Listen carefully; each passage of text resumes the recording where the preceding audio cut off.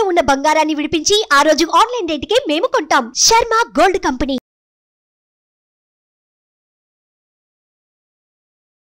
నమస్తే, welcome to Suman TV. నేను మీ యామ్ని.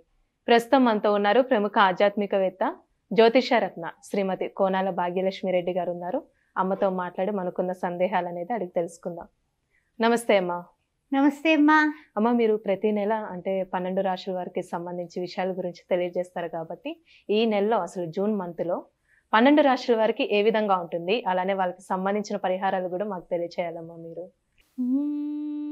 గణానాం త్వా గణపతికం భవామహే కవిం కవీనాముపమస్రవస్రవం జ్యేష్ఠరాజం బ్రహ్మణస్పద ఆనశృణ్వన్నోతిభిः सीदसाधनं प्रणो देवी सरस्वती वाजैर्वाजनेवती दीनामवित्रेवतु गणेशाय नमः सरस्वत्यै नमः श्रीगुरुभ्यो नमः हरिः ओं ओं श्रीमात्रे नमः ఓం గణపతే నమః.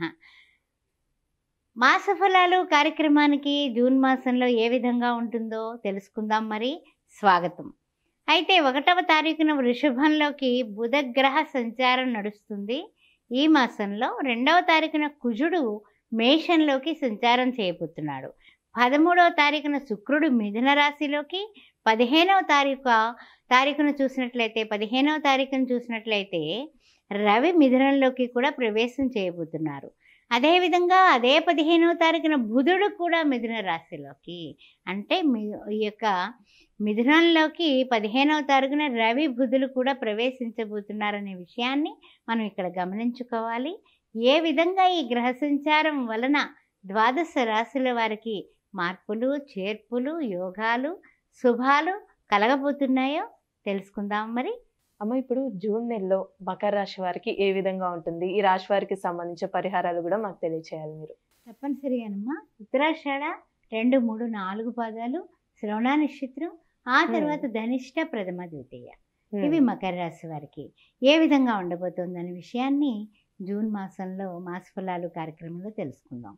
ముఖ్యంగా చూసినట్లయితే కనుక మకర రాశి వారికి రాశ్యాధిపతి శని భగవానుడు ద్వితీయంలో ఉండడం, తృతీయంలో చంద్ర, రాహువు, కుజులు, ఆ తర్వాత చతుర్థ, పంచమంలో చూస్తే రవి, శుక్ర, గురు, బుధులు, తర్వాత షష్టమ, సప్తమ, అష్టమ, నవమంలో చూస్తే కేతువు.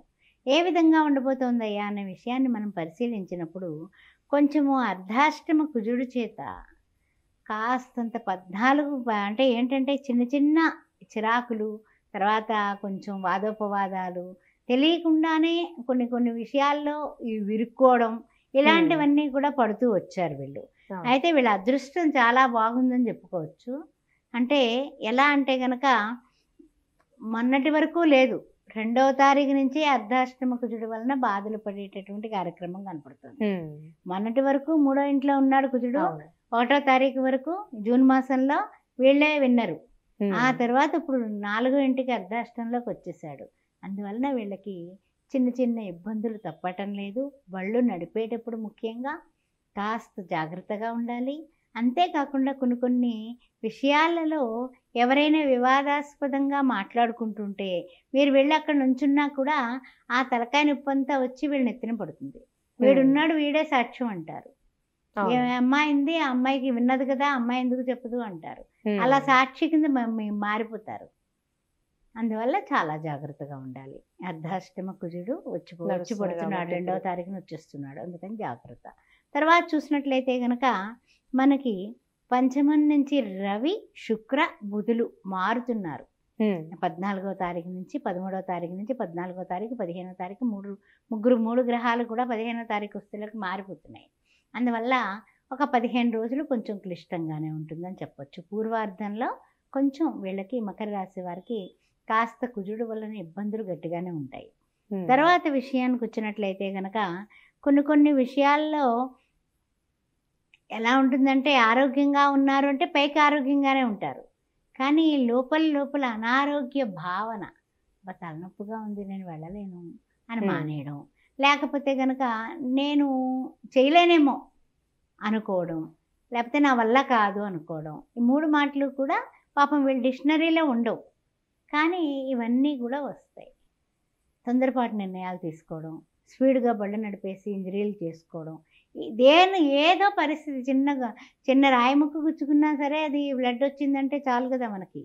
ఆ విధంగా ఏదో ఒక చిరాకులు పరాకులతో చిన్న చిన్న అనారోగ్య భావనలతోటి గడుపుతూ ఉంటారు వీళ్ళు. తర్వాత విషయానికి వచ్చినట్లయితే కనుక దేని మీద దృష్టి పెట్టాలనిపించదు, అంతే కదమ్మా. ఆరోగ్యంగా ఉంటే ఎలా ఉంటాం, అనారోగ్య పరిస్థితులు మనకి తెలియకుండానే మనం కృంగిపోతాం. ఆ విధంగా ఉండేటటువంటి విధానం ఉంది. ఎప్పుడైతే 14వ తారీఖున రవి రాశి మారిపోయాడో వీళ్ళకి అదృష్టం పడుతుందని చెప్పచ్చు. అలానే ఇప్పుడు వ్యాపారస్తులకి ఏ విధంగా ఉంటుందమ్మా? చిన్న వ్యాపారం కానీ పెద్ద చేసుకునే వాళ్ళకి చాలా చాలా 14 తర్వాత అద్భుతంగా ఉంటుందమ్మా. 14 వరకు కొంచెం అలా అలా నడుస్తాయి, సామాన్యంగానే ఉంటాయి. 14 తర్వాత మార్పులు చేర్పులు బ్రహ్మాండంగా జరుగుతాయి.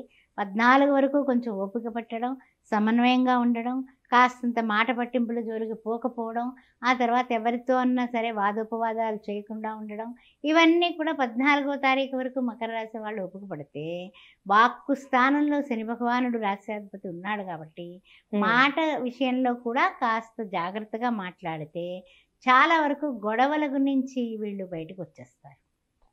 తర్వాత విషయానికి వచ్చినప్పుడు ఏంటంటే కనుక షష్టమంలోకి రవి వస్తున్నాడు, ఆ తర్వాత శుక్రుడు వస్తున్నాడు, బుధుడు వస్తున్నాడు కాబట్టి కొంచెం పరిస్థితులన్నీ కూడా తారుమారవుతాయి.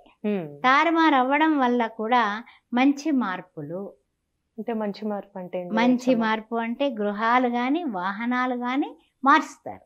మారొచ్చడం అంటే ఉన్న స్థితి నుంచి ఉన్నత స్థితికి ఎదిగితేనే కదా గృహం. ఈ ఇల్లు బాగాలేదు, ఇంకో ఇల్లు కొనుక్కోవాలి, లేకపోతే ఇంకో ఇల్లు కొత్త ఇల్లు ఇంట్లోకి వెళ్ళాలి, డబుల్ 2 BHKలో ఉన్నాము 3 BHKకి మారదాము, లేకపోతే ఇంకా కొత్త ఇల్లు కట్టారు అక్కడ మన బడ్జెట్ కన్నా కొంచెం అయినా పర్వాలేదు మనం చేయగలుగుతాము అని అలాగా, లేకపోతే ఊర్లు మారడం, లేకపోతే స్థాన చలనం అనేది కనపడుతుంది.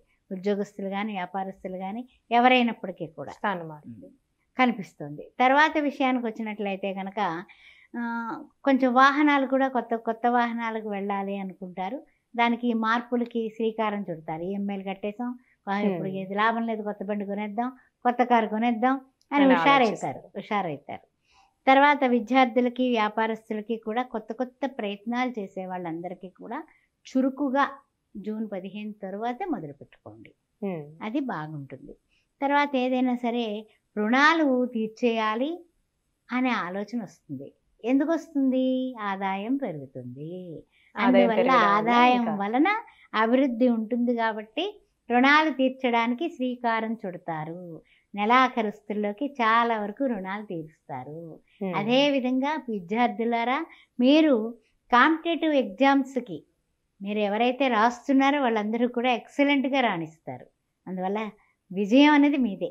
పరిహారం అంటే ఏంటమ్మా వీళ్ళకి సంబంధించి? పరిహారం చేసుకోవడానికి ముందు ముఖ్యంగా దుర్గాదేవిని ఆరాధించడం. ఓం దుర్గాయ నమః, కాత్యాయనాయ విద్మహే కన్యాకుమార ధీమహి తన్నో దుర్గి ప్రచోదయాత్ అని ఏ పనికైనా సరే ఈ ఫస్ట్ 15 రోజులు కూడా దుర్గారాధన, దుర్గాదేవి పేరు మీద కుంకుమార్చనలు, నిమ్మకాయ దీపం పెట్టడం, ఇవన్నీ చేసుకోవాలి. ఆ 15వ తారీఖు తరువాత మీరు చేయాల్సింది ఏమిటంటే కనుక ఉన్న స్థితి నుంచి ఉన్నత స్థితికి వెళ్ళడానికి కొంచెం మార్గాలు సుగమయ్యాయి కాబట్టి గురువుని ఆరాధించండి. గురువుని ఆరాధించడం శనివారాలు కాకుండా గురువారాలు చేయటం, శనివారం నాడు అన్నదానం చేయటం. శనివారం మాత్రం మానద్దు, అన్నదానం చేయండి. గురువారం నాడు బాబా దర్శనం, దునిలో నవగ్రహాలకు సంబంధించిన నవధాన్యాలు వేయటం, ఇవి చేసినట్లయితే చాలా మంచి పరిస్థితులు మీకు వస్తాయి. చాలా చక్కగా తెలియజేశారమ్మా. పరిహారం కూడా ధన్యవాదాలు మీకు. ఓం శ్రీ మాత్రే నమః. సుమన్ టీవీలో మీ పర్సనల్ అండ్ బిజినెస్ ప్రమోషన్స్ కోసం కింది నెంబర్కి కాంటాక్ట్ చేయండి.